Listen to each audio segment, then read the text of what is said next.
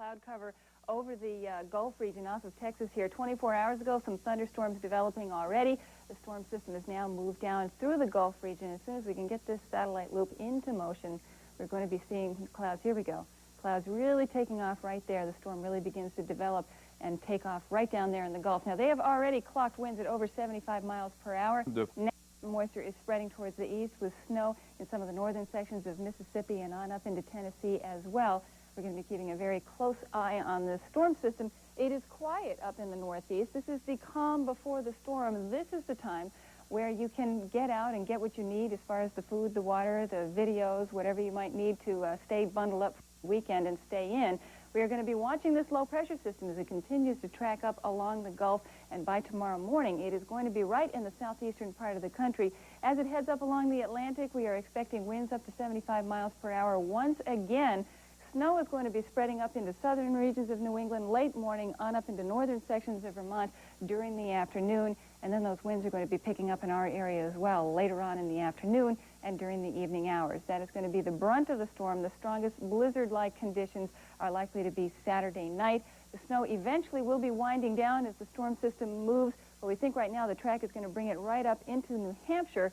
Then the system's going to be winding down on Sunday afternoon as things settle down just a little bit. Now, of course, the storm track could veer off a little bit farther. The snowfall amounts would be different, and if it were to stay a little bit farther inland, we'd see some wetter snow on Saturday night. But this is the track that we think the storm is going to be taking right up along the coast and right into New Hampshire. I'll be back with a closer look at the forecast right after this.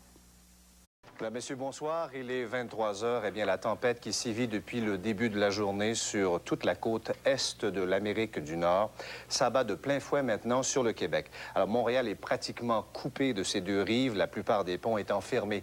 La situation n'est guère meilleure à Trois-Rivières. À Québec, beaucoup de routes sont fermées, surtout à cause des vents qui sont extrêmement violents. Gaetan Girouard est avec nous en studio pour parler de toute cette situation-là. Bonsoir, Gaetan. Bonsoir, Marius. D'abord, les régions touchées au moment où l'on se parle, Gaetan. C'est tout le sud du Québec et même un petit peu plus. Ça comprend l'Outaouais, Montréal, les Laurentides, la rive sud de Montréal, l'Estrie, les Bois-Francs, Québec, la Beauce, jusqu'au Saguenay-Lac-Saint-Jean. Dans tous ces cas, pour vous résumer la situation sur les routes, c'est enneigé et la visibilité est au mieux passable, au pire nulle. Les routes fermées... C'est ça, allons-y avec les routes fermées. Bon, alors la majorité des ponts qui vont de l'île de Montréal à la rive sud sont fermés. Au moment où l'on se parle, la Sûreté du Québec les a fermés à 22h15. Ce qui veut dire que vers Longueuil, le pont Jacques-Cartier est fermé, le pont Champlain est fermé, le tunnel La Fontaine est fermé. Les seules voies de sortie de l'île de Montréal vers la rive sud sont le pont Mercier et le pont Victoria. Dans ces deux ponts, il y a une seule voie disponible au moment où l'on se parle et on considère la possibilité de les fermer eux aussi. Les grandes autoroutes maintenant. Bon, l'A10, l'autoroute des cantons de l'Est, est fermée depuis 20 heures entre le pont Champlain et Grenby. La 20 vers Québec, c'est fermé entre Montréal et Belleuil. L'autoroute 15 vers les États-Unis est fermée entre Candiac et la frontière américaine. La route 132 sur la rive sud de Montréal entre le pont Champlain et Verchères est fermée. L'autoroute 30 est fermée sur toute sa longueur entre la 10 et Sorel.